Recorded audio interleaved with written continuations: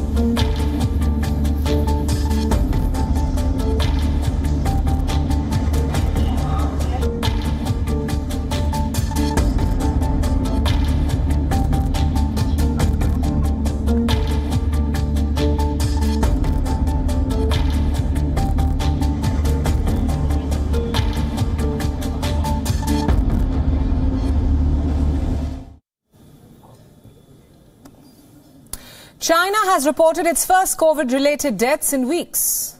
And naturally, questions are being asked. Is China lying about the official count? Is China hiding the damage done by the virus on its turf? Is it 2020 all over again? On Gravitas tonight, we'll tell you about the Wuhan Virus Tsunami. And no, China cannot blame another country for spreading some false propaganda this time around, because the warning has come from one of its own. A leading Chinese expert has predicted that this tsunami of infections will come in 3 waves and engulf the entire country.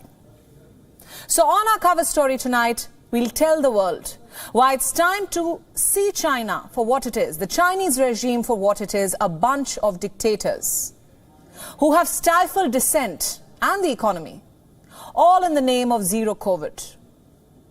It's high time we stop feeding on the lies China tells the world. It's high time we hold its leader accountable, also on the show. It was a World Cup final like no other. Lionel Messi was the man of the moment, of course, but we couldn't help but notice another famous face in the stands. French President Macron could be seen cheering his team. Tonight I want to ask, where is the outrage? Why is no one talking about human rights? We'll ask all these important questions tonight. We'll also put the scrutiny on the US CDC. It's America's National Public Health Agency.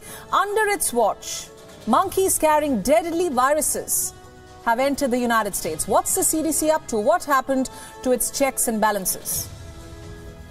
Tonight, I'll tell you about an alarming trend. People under 30 are rushing to their dermatologists for a touch-up. The Instagram generation loves Botox and fillers. Is it safe? What happens when your self-esteem is tied to social media? All coming up on the show.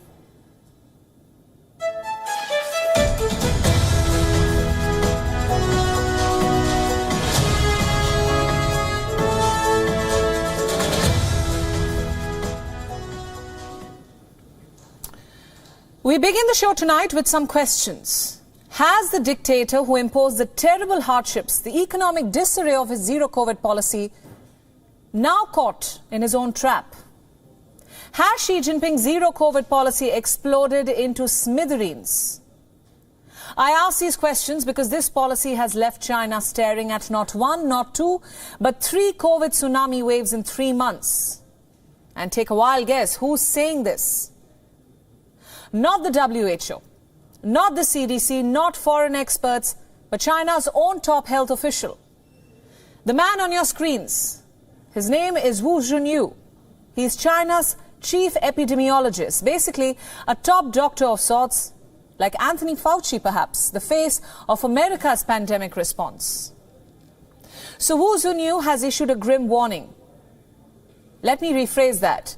He has predicted a COVID tsunami, a tsunami which will come in 3 waves and engulf the entire mainland. According to Zhenyu, the first wave is already here. It started in mid-December and will end around mid-Jan. Basically, the current spike in infections has been termed as the first wave. The second wave will hit immediately after the first. It will begin around mid-January, coinciding with the Lunar New Year. A week-long period of celebrations which is usually marked by mass travel. Tens of millions of Chinese citizens go home to their families, and Zhenyu says this will take the virus home. This wave will apparently last till mid-February, and that's when the third wave will arrive. As Chinese citizens return to their offices, they will take new variants to their workplaces, lead to a plethora of fresh infections and hospitalizations. This wave will begin in mid-February and last up until mid-March. Now, before I go any further, let me ask this. Is this prediction an admission that zero COVID has failed? An admission that Xi Jinping's policy just did not work? I say this because for months China locked itself down, shut itself down from the world, imposed draconian curbs, sent the infected to quarantine, tore apart the lives of its people with the promise of completely rooting the virus out. And for what? What did all of this lead to? What has zero COVID even achieved? China is back to square one. Infections have spiked, cases are soaring, schools are shut down, makeshift quarantine camps have returned, and there are predictions of 2 more waves. It's like a deja vu moment of sorts. For the last 2 years, we've seen similar developments around this time. In December of 2020, China was hit by a new wave. The country went into emergency mode, introduced new controls and restrictions. Then in December 2021, China was hit by another wave. It again went into emergency mode and introduced severe controls and restrictions. Do you see the pattern here? We're in December 2022 now, and the story is repeating itself. Let me take you through the developments. Look at these images. They're from Shanghai, the financial hub of China. It resembles a ghost town. Most of the schools are shut. Traffic on the streets is sparse. Reports say that teachers and staff at most schools in Shanghai have fallen sick. Authorities have made an extra 230,000 hospital beds available. This decision means that most of the schools in Shanghai will be shut for in-person learning till January. Look at these images now. They're from Beijing, the country's capital. The city has set up makeshift fever clinics inside gyms. People are queuing outside tents, waiting to seek treatment. Reports say Beijing is in the grip of its worst COVID wave since 2020. And the wave has burdened funeral homes in the city.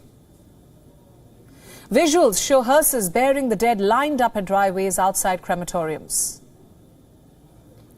So how many people have died? Well, that depends on whom you ask. Officially, Chinese authorities say that only 2 people have lost their lives. But the staff at one crematorium is telling reporters that they cremated the bodies of 30 COVID victims last week. What are the people saying? Well, fearing that the state will target them, the city's residents are not speaking up. We're not surprised. They're giving vague answers on the death toll, telling reporters that death is anyway inevitable. You must listen to these statements. They tell you the kind of pressure that Chinese citizens are currently under. Death can't be avoided. If you get it, you get it. After you're infected, it depends on the individual's health to decide if you're well or not. We try as far as possible to not spread it to the elderly and the children. That's all I can say. The reopening is unavoidable because the country has relaxed measures, and there is nothing to be afraid of.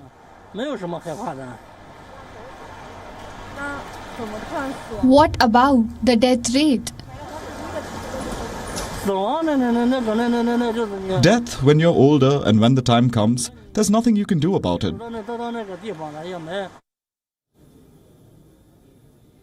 So what's the reality? We may never find out, thanks to the great Chinese firewall. Beijing censors are manipulating information, making sure no data leaks out to the rest of the world. So it's hard to gauge the scale of the COVID onslaught. By all means, both deaths and cases are going under the radar. That said, what we can tell you for sure is that this COVID surge in China has instilled a sense of panic. These images tell you how. They're from Hong Kong. They were shot over the weekend. What you see are Hong Kong residents holding up on essentials and medicines. Yes, the COVID chaos has sparked a buying frenzy in Hong Kong, with people stocking up on flu medicine, painkillers and test kits. Some are sending these supplies to their relatives in the mainland. Others are storing it for themselves, fearing new restrictions. I have family members who are currently in the mainland, but I feel the medical regulations there are very strict, and first, they are unable to go out and purchase medicines. My grandfather is now living in a nursing home, and he isn't even allowed to leave or let anybody in. Every delivery package must be sanitized before being brought in. I heard that there's no cold or fever medicine available on the market now, so we thought that we should quickly buy some here in Hong Kong and quickly send them back to the mainland. What does this tell you? That there's a big difference in what China is telling the world and the behavior of its people. On one hand, Beijing says there's not much to worry about, that these COVID waves can be controlled if not averted. On the other hand, its people are stocking up on supplies, desperately hoarding them as precaution. This only indicates that China is downplaying the full picture, and Chinese citizens who are worried for their lives are self-censoring their statements. But their actions tell a different story altogether. So I ask again, is China hiding its COVID numbers?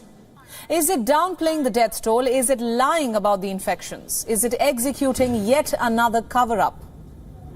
These are questions we've asked repeatedly year after year. And yet we ask them again, hoping against hope that for once China would acknowledge its shortcomings and inform the world well in time about the scale of its suffering.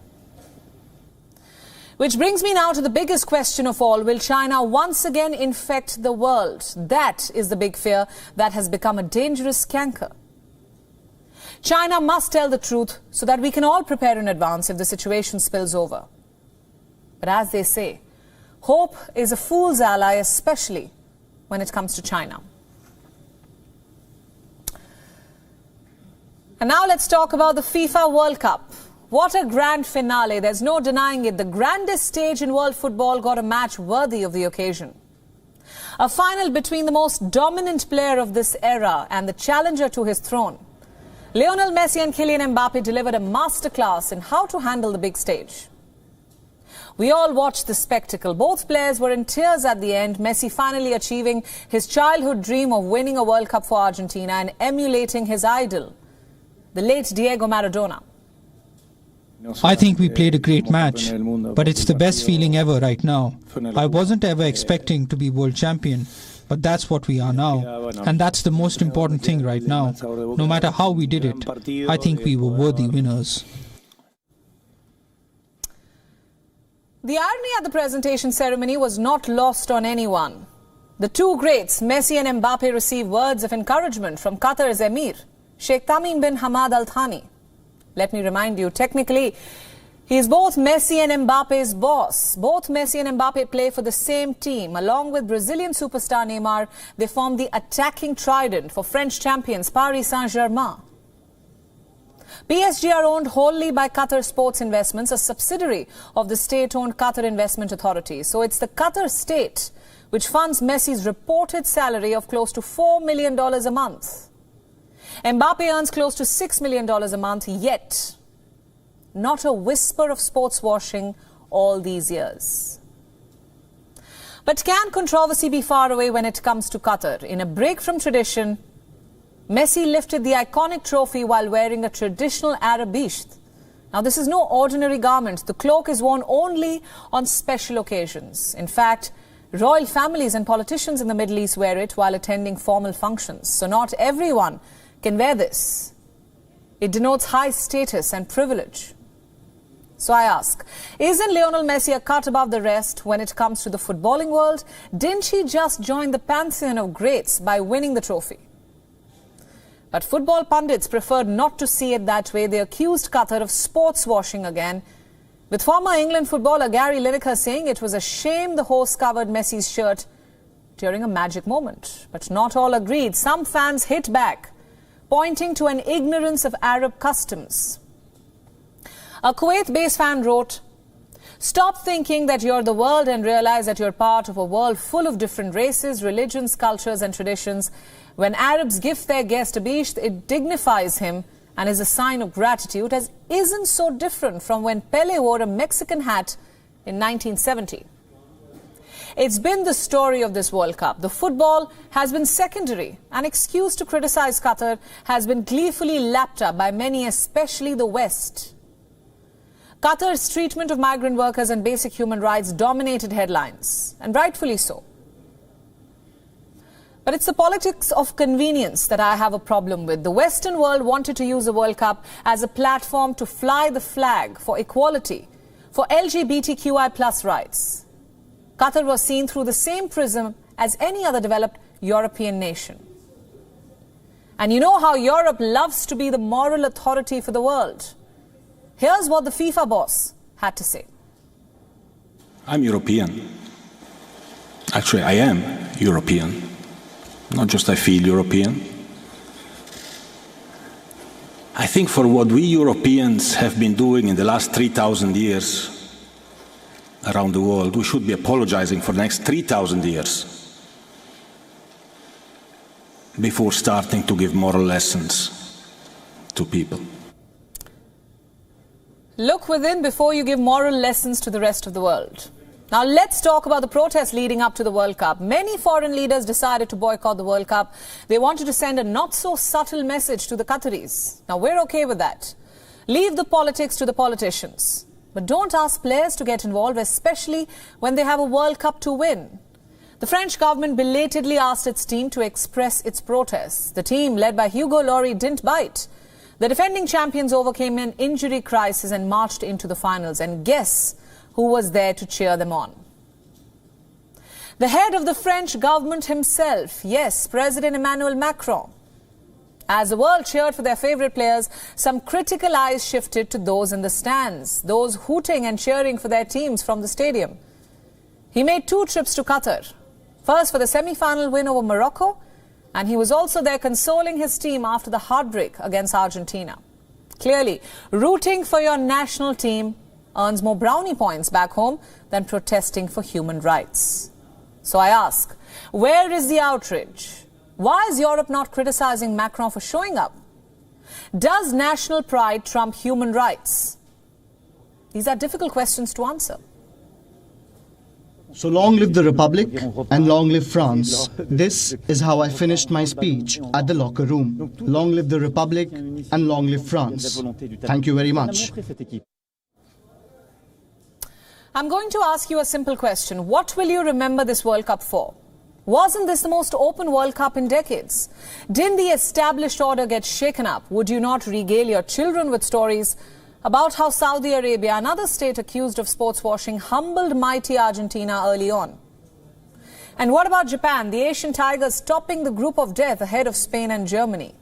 Who would have thought Australia would qualify for the round of 16 ahead of Denmark? Even France were not spared the blushes. In case you forget, they lost to Tunisia in the group stages. South Korea beat Portugal in the group stages, a match that will be remembered as the beginning of the end of Cristiano Ronaldo's international journey. Belgium, the number 2 side in the FIFA rankings, also crashed out in the group stage. Morocco topped that group. And what a story they turned out to be. Not only did they beat Belgium, Spain and Portugal, the Atlas Lions united the entire Africa as well as the Arab world. Ask the fans and they'll say it felt like a World Cup, not a competition, where Asian and African sides made up the numbers. It's sad but true. In the end, no one remembered the human rights, the treatment of migrant workers, the laws criminalizing homosexuality in Qatar, and the ban on the sale of beer inside stadiums. They all came to get entertained. And that wasn't definitely in short supply at Qatar 2022. And from the World Cup in Qatar to Qatar Gate, the bribery scandal which has rocked the European Parliament. On this show, I've often called it the Great European Heist. Sordid tales of powerful lawmakers stashing away cash in suitcases have gone viral. Whatever is known so far has certainly put the European Parliament's credibility in question. The EU can no longer claim to be the moral authority of the world, and tonight we put the spotlight on one particular couple, the Brangelina of Brussels. Our next report gets you more. Suitcases loaded with cash, phones and computers seized, senior politicians arrested. Qatargate, or the Great European Heist, is the biggest corruption scandal to hit the European Union in 25 years. And the details emerging with each passing day are only making it murkier. At the heart of the scandal is a couple called the Brangelina of Brussels. Eva Kaili and Francesco Giorgi, a glamorous former TV presenter turned member of the Greek Parliament. Kaili was elected a member of the European Parliament in 2014. 3 years later, she began her relationship with Francesco Giorgi, 9 years her junior. The couple shared a taste for the high life. Their social media accounts are full of images of them sailing in the Aegean, skiing in the Alps, living the good life at other exotic locations. Their pictures usually provided fodder for tabloids in Greece. Over the years, they became the it couple. For now, they are locked up in Belgian jail cells, facing charges of corruption and money laundering, hence the name Brangelina of Brussels. The Brangelina of Brussels was allegedly part of an organization used by Morocco and Qatar to influence their ties with Europe. Giorgi has confessed to his role in a bribery network, allegedly set up by Moroccan intelligence. Reports say he has also confessed to working for Qatar's government. Kaili and Qatar both continue to deny any involvement. When Kaili met Giorgi, he worked as an assistant to Pier Antonio Panzeri. The 67-year-old veteran politician was in the European Parliament for 15 years. He has now been charged with corruption. Earlier this month, when Belgium's intelligence service broke into Panzeri's home, they found an unbelievable amount of cash. 700,000 euros, most of it in crisp new 50-euro notes. Intelligence agencies landed up at Panzeri's door after a year of probe, with counterparts from 5 different countries. Raids were expanded to multiple locations across the Belgian capital. It led to a seizure of more than 1.5 million euros in cash, thus unfolding the biggest scandal.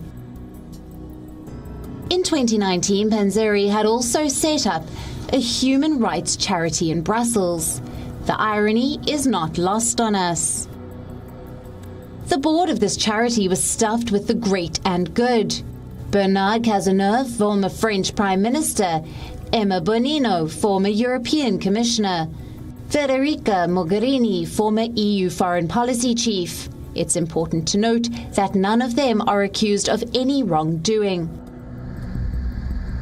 But Panzeri, who is also a suspect in the scandal, had big names of European politics by his side. Investigators say Panzeri used this NGO as a vehicle for Qatar to influence the European Parliament. The reputation of the European Union democracy is now in the hands of this man, Michel Claes, nicknamed the Sheriff. He is today one of the most successful prosecutors of his generation. He's delivered results in major cases of complex financial crimes, including money laundering gangs in Belgian football clubs, drug trafficking and tax evasion by bankers. So what is the European Parliament doing to fight the criticism? Not much. President Roberto Metsola promises a new plan next year to reinforce ethical standards and more protection for whistleblowers. Meanwhile, European Commission President Ursula von der Leyen has pledged to speed up her plan for a watchdog for the bloc. You see, European leaders are desperate to stop the crisis from trashing their image. But the scandal, which is way beyond just a couple grabbing gifts, has done serious damage to the European Parliament's credibility.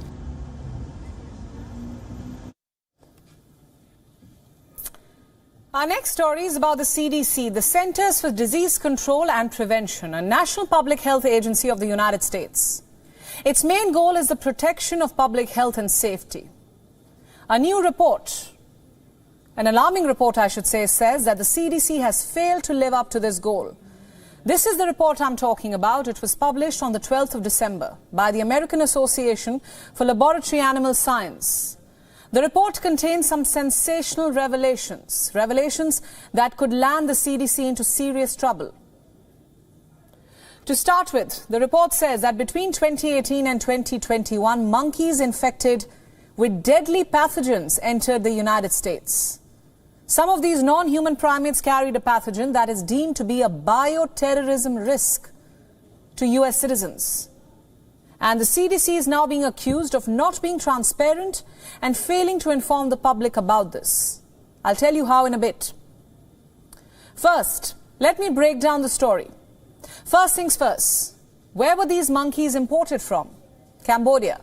The report says they were raised in the wild, nurtured at Cambodian farms and then taken for research purposes to the United States. What research purposes? Primarily for production of medicines. You see, America has forever conducted tests on animals, it's no secret, to prepare vaccines and medicines for public consumption. Some of these tests are conducted on non-human primates, mainly monkeys and apes. A lot of them come from Cambodia. And according to The Guardian, America is the biggest importer of macaques in the world and only country to have legally imported wild macaques since 2014. Look at these numbers now. More than 5,851 macaques from Cambodia entered America in 2018. In 2021, this number more than tripled, with more than 18,000 macaques entering the country. And last year, a group of 360 macaques entered America in a shipment. One of them was infected with B. pseudomallei, a bacterium. It was kept in quarantine at a Texas facility and was then euthanized due to concerns.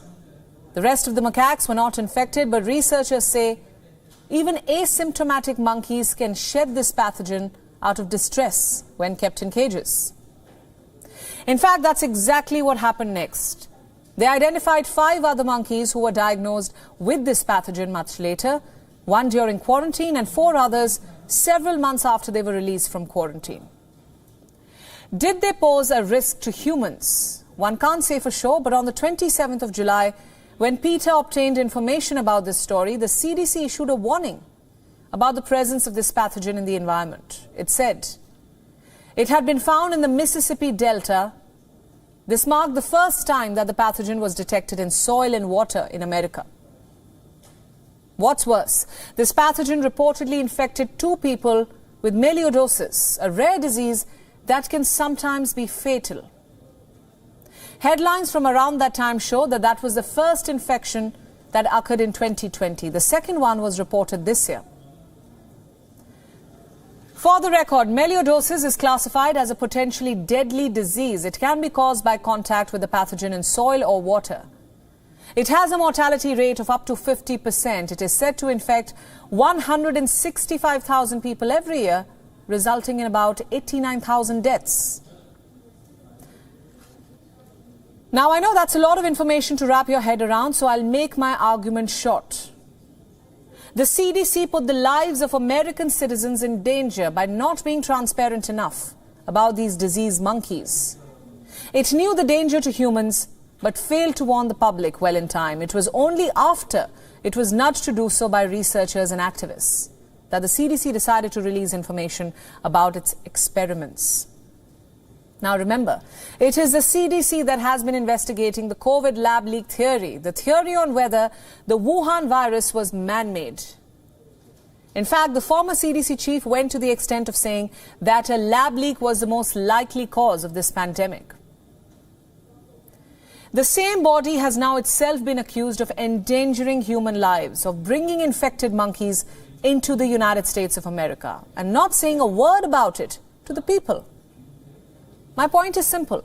The United States and its federal agencies go around accusing China of conducting unnatural tests on animal species, tests which could put the whole of humanity in danger.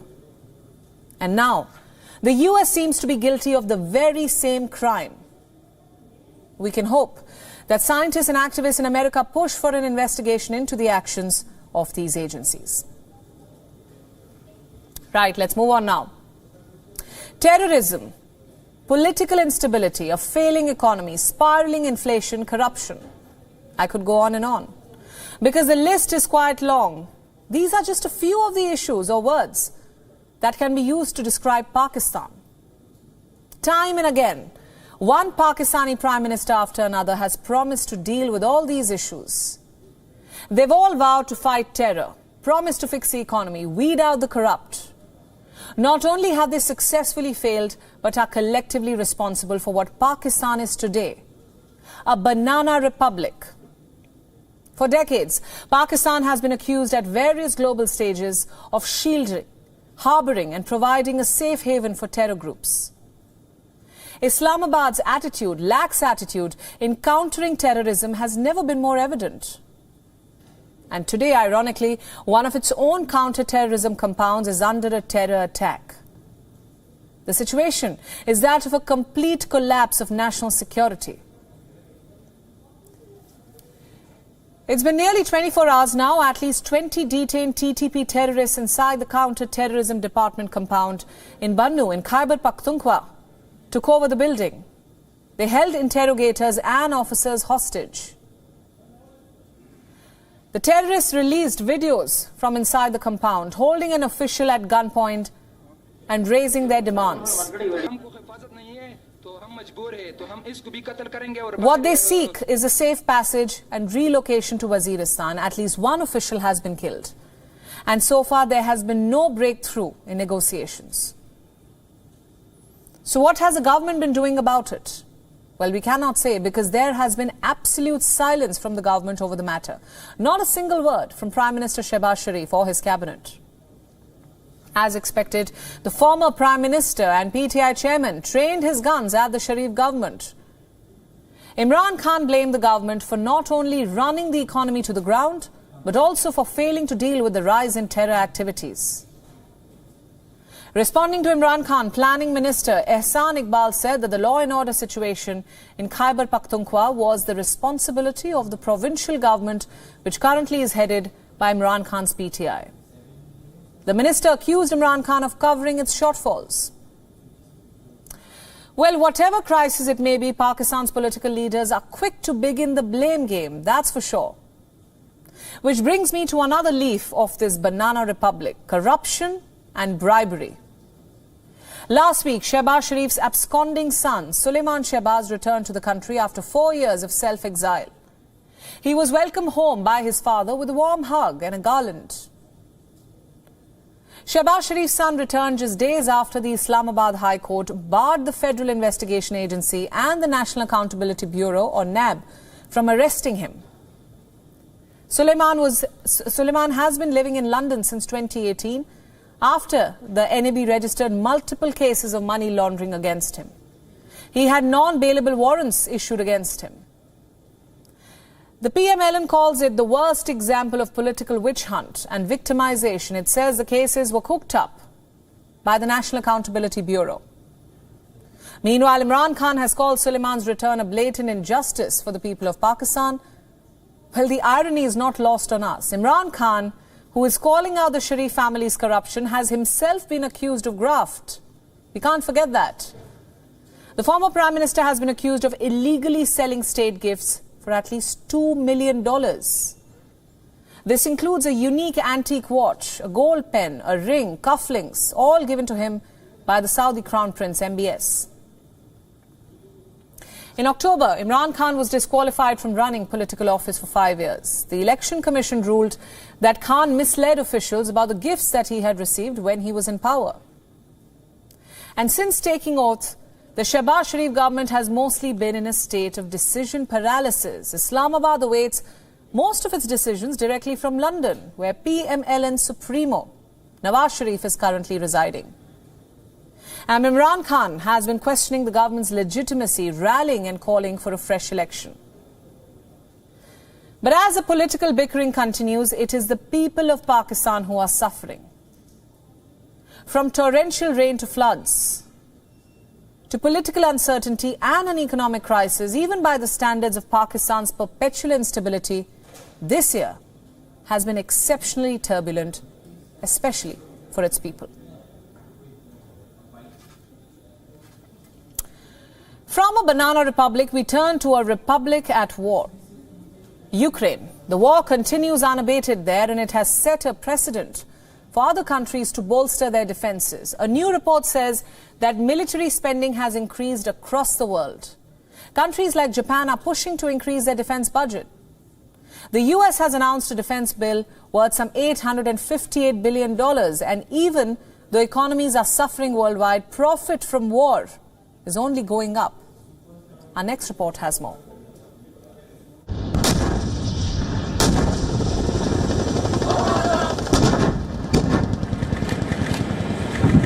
Japan has unveiled its biggest military build-up since World War II. It has put forth a $320 billion plan to buy missiles. Missiles that are capable of striking China. The pacifist country is now preparing to sustain conflict. This comes as regional tensions with China and Russia's invasion of Ukraine stokes war fears.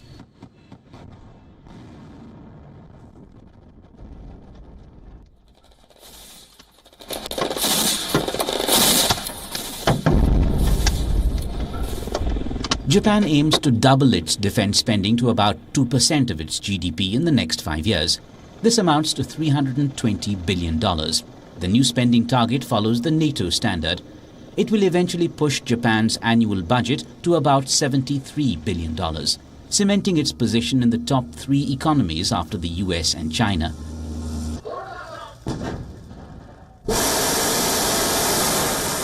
Meanwhile, North Korea says it fired a missile amid a crucial final stage test. The missile is a part of the country's first spy satellite, which has been on Kim's wish list of sophisticated military assets since last year. The leader has been calling for modern weapon systems along with an expanded nuclear arsenal to pressure the United States. He wants America to abandon its hostile policies and sanctions on North Korea. The US is also bolstering its defense. The country recently passed a bipartisan defense bill which is worth more than $858 billion, among a host of other things. The bill entails over $800 million in military aid for Ukraine. But how will this aid be given to the war-torn country? While some of it will directly flow to the government, most of it will be promised in contracts. Do you see a pattern here? Profits from war. A majority of these contracts are awarded to US defense companies, guaranteeing more demand for their arms. Lockheed Martin, the nation's largest military contractor, has booked orders worth over $950 million from the Pentagon to refill stockpiles being used in Ukraine. Similarly, Raytheon Technologies has received contracts worth over $2 billion. Now, it's crucial to note that every time these companies get a new contract, their share value jumps. In other words, American defense companies benefit at the cost of the Russia-Ukraine war. But the US is not alone. Even more orders are coming in from its allies in Europe and Asia. The UK is set to announce a new $304 million package for Ukraine. The military aid will ensure an uninterrupted flow of artillery to Kyiv next year. But what it may also ensure is a steady stream of orders for its weapon companies and a rise in their share prices. While the war in Ukraine has triggered several crises worldwide, for the defense industry it has been a boon. As you can see, military spending has skyrocketed globally. Weapons production is booming and arms makers are reaping the benefits. The defense sector in any country earns a lot of profits out of a legitimate business. It has always been a major economy driver, but its real wealth comes from wars. From purchases by ego-driven politicians and lawmakers who justify hefty defense budgets, using theories like balance of power or charity.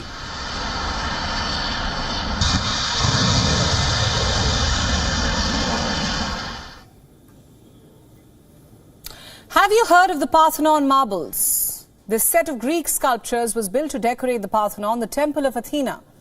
But these 2,005-year-old artifacts were wrongfully taken by Britain. They have been in the Vatican museums for 2 centuries now.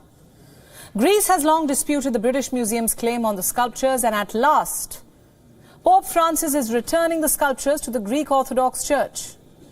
Let's begin with some background. The Vatican's 3 fragments include the head of a horse, the head of a boy, and a bearded male head. These are one of the few pieces that survived the Venetian siege of the Acropolis in the 17th century. 200 years later, British diplomat Thomas Bruce, popularly known as Lord Elgin, sent more than half of what remained to Britain. This has long been criticized as theft. And rightfully so. Most of the surviving marbles are now in the British Museum, and Britain has been reluctant to part ways with them. The Pope's move has incited hope for the Greek, a hope that it will add pressure on the British Museum to return other stolen pieces. But note this, the Pope is donating the sculptures to the Greek Orthodox Church, when it could have returned them directly to the Greek state. This calculated move indicates that the Vatican is steering clear of setting a precedent. It doesn't want the move to affect other treasures in its museums. It's no secret that Greece is eyeing its larger collection of Elgin marbles. The Greek premier reportedly held secret talks with the trustees of the British Museum earlier this month. But the UK is adamant. It says it won't dismantle its great collection. Let me read that again. Its own collection. The UK claims the sculptures as its own, even though they don't belong to it, even though it doesn't have any rightful claim on them. This is just another example in the UK's long history of theft. The country has always proudly displayed artifacts which it plundered from its former colonies, showing no sense of remorse for the past crimes or gratitude for the people from whom these were taken. The royal family has been making a show of dealing with racism, but what about its tainted history of colonization, which it has very conveniently covered up? What about hundreds of other treasures like India's Kohinoor that the UK has stolen? Not just Britain, museums across Europe are filled with such priceless objects, with uncomfortable histories linked to colonialism. Do they really have the right to keep displaying these objects? That's what I want to know. European nations wrongfully took cultural riches. They took them from countries that are now independent states, and most of them now refuse to even discuss returning these artifacts. They refuse to make preparations for these wrongdoings. Speaking of historical wrongs and colonizations, the Netherlands is finally realizing that its golden age wasn't really golden. The period of economic prosperity in the 17th century actually came from the blood and sweat of slaves. The country has now apologized for enslaving people in the Caribbean. Prime Minister Mark Rutte has officially apologized on behalf of the Dutch government. The members of his cabinet will be visiting 7 former Caribbean colonies along with a former apology. The government has promised $200 million to raise awareness against slavery. It has pledged to spend $27 million on a slavery museum. The Netherlands committed crimes against humanity, remember that. And symbolism around crimes against humanity is controversial everywhere. Critics are complaining about insufficient consultation. They believe that the way the apology is being pushed through by the Dutch cabinet has a colonial feel about it. More than 600,000 Asians and Africans were trafficked by Dutch merchants between the 17th and 19th centuries. Enslaved men, women and children were forced to work on plantations. They were subjected to extreme physical, mental and sexual violence. And proceeds from this brutal labor enriched the Kingdom of the Netherlands, contributing to the so-called Golden Age. The people may be donating precious marbles to its rightful owner. The Netherlands may be indulging in politics of convenience. Britain may be in denial about its checkered history of racism. But the world doesn't need a history lesson. We're very well aware about Europe's wrongdoings and the slim chance it can make up for it, no matter how many ceremonies it holds. Filter versus filler. What's your poison? Ever heard of Zoom dysphoria? I'm asking you these questions tonight for a reason, because a dangerous trend has come to my attention and I have to warn you against it. Young people, those under 30, are attempting to recreate filtered social media looks. How? By rushing to get Botox and fillers. Do you know this man? His name is Michael Prager. He's a leading cosmetic doctor in the UK. He is often known as the king of Botox. He has a dire warning for all of us. He says young people, especially those under 30, have lost the plot. They're unrecognizable, not just on Instagram, thanks to all those unrealistic filters, but even in reality, thanks to fillers. There was once a time when the word Botox, fillers, cosmetic surgery, nose job, liposuction were all associated with an older generation. Anti-aging was not a term linked to under 30s. Well, not anymore. Looking visibly enhanced is now a trend, with millennials and Gen Z alike. Some opt for anti-aging facials or overpriced creams. For others, Botox and fillers are a trip to a dermat away, a Sunday indulgence perhaps. Let's get the jargon out of the way first. What is Botox? It's a procedure with one purpose alone, to weaken certain facial muscles. Why? To reduce frown lines, wrinkles, flip the lip, elevate the brows, and of course the holy grail, reduce any signs of aging. It lasts typically for 3 to 5 months. The demand for cosmetic surgery is booming in a post-pandemic world. Ever heard of Zoom dysphoria? It began when people started spending hours in video calls. They began to feel bad about how they looked on that little camera. So they rushed to their doctors for a touch-up. One survey from the American Society of Plastic Surgeons says that more than 3/4 of surgeons witnessed a spike in demand. Liposuction, tummy tucks, facelifts, skin tightening, and of course Botox and fillers. Millennials and Gen Z are rushing to their dermats to get spruced up. One reason could be that there's no stigma attached to these procedures anymore. It all comes under the umbrella of self-help or self-improvement. But where does this obsession with the perfect face and the perfect body stop? A report says that an estimated 900,000 Botox injections are carried out in the UK each year. Think of that figure, 900,000. You must be wondering, why are younger people getting Botox? They're entering their late 20s and 30s. Isn't that too young for a filler? Well, they certainly don't think so. They're opting for something known as baby Botox. It refers to the supposedly small amounts of Botox given to them. They're not trying to reverse aging, but prevent it altogether. Look, I have no problem with Botox or fillers. I say to each her own. It's 2022. There's no stigma attached to these processes, but it's safe. If it's safe, then and you can afford it, do as you please. My problem is with the Instagram generation, a generation which is basing its self-worth on filters, on unrealistic beauty standards set by an algorithm. They're not just trying to look better by eating healthy and working out, they're trying to feel better by recreating a filter through a filler. It's not a treatment, it's a tweakment. A generation obsessed with filters is aspiring for youthful skin, fuller lips, the perfect megawatt smile, for symmetry in their face. But can you blame them? Just look at their role models. The Kardashians, the reality TV turned business moguls, have popularized their own Botox and fillers. They have advertised their doctors, the treatments. Remember, the three sisters have some 100 million Instagram followers between them. Moreover, reality TV shows like Love Island have made these procedures mainstream. Supermodel Bella Hadid has said publicly that she had a nose job at 14. We respect their decisions and choices, but they must be wary of their influence. A filler here, a filler there. Is it safe? Well, the general consensus is yes, but it all depends on who sits at the other side of the needle. In 2020, during the pandemic, complaints over botched aesthetic fillers doubled. You see, your favorite celebrity would be going to the best cosmetic surgeon in town. You may not be able to afford the best. If you're on a budget, you may be vulnerable to badly done fillers. What happens then? What impact will a botched procedure have on your self-esteem? There's a reason why the UK wanted a psychological pre-screening for all Botox and fillers patients back in 2021. Where do you stop in your obsession with perfection? How long will a filter motivate you to make tweaks to your natural appearance? If you're watching me right now, you have to stop viewing these treatments as status symbols. They are simply a tool at your disposal. That's all. Not a way to decide your self-worth. As we head into 2023, I want you all to think about that.